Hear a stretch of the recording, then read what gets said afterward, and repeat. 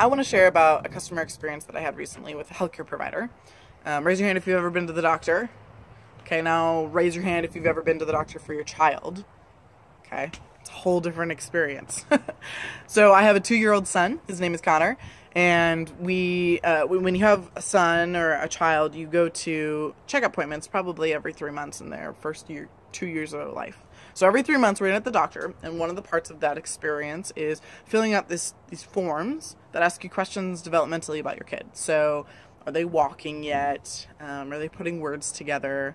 Can they pick things up and stack them on top of each other?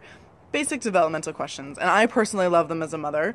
It asks me questions of like, hey, this is where your child should be and how is that progressing? Because sometimes you never know. But I hate filling out the forms because I am in a waiting room with sick people, waiting with a well toddler, or pretty well toddler, and he is in the fish tank and he is playing with the books and he's playing with other people's stuff, and I'm sitting there trying to fill out about 10 pages of all of these questions, and these questions have duplicates on them. They're huge. Some of them are double negative. Some of them I have no idea what they mean. All of it's handwritten. I have to put his name, his birth date, everything I just told them at the front desk. It's such a cumbersome experience. So after I've gone to the doctor, I get a survey saying, would you please share your experience? And at that point I was like, oh, I will share my experience. So I went in and I shared my experience about the forms and how it's frustrating and how I understand it's for research and development. But then when I even got into the doctor's office, the doctor, I told him, I said I didn't have time to fill it out. And they said, oh, that's fine. It's fine. And I was like, why did you have me fill them out if you don't need them? Or you're not going to use them? And I shared that on the survey. So about 8 days or so later, after the survey was submitted, I got a phone call, and a nice lady on the other side was calling me saying, hey, we heard that we got your survey results back.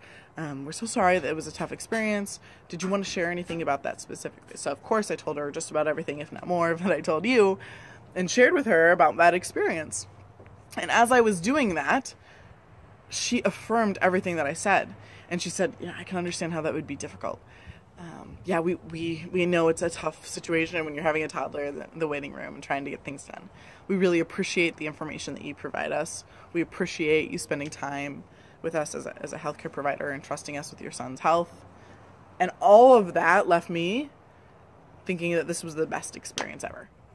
I now have a very strong connection with that healthcare provider now, that I will now prefer them. Whereas before, me as a consumer, if my kid has pink eye or something general, I just bring them wherever is open.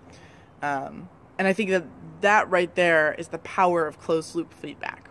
It's the power of designing a customer experience. It's the power of caring about the customer's experience to get that feedback, but then also to close that loop so that me as a consumer didn't feel like I just had an experience, just gave you feedback, but actually mattered and you affirmed the concerns I had.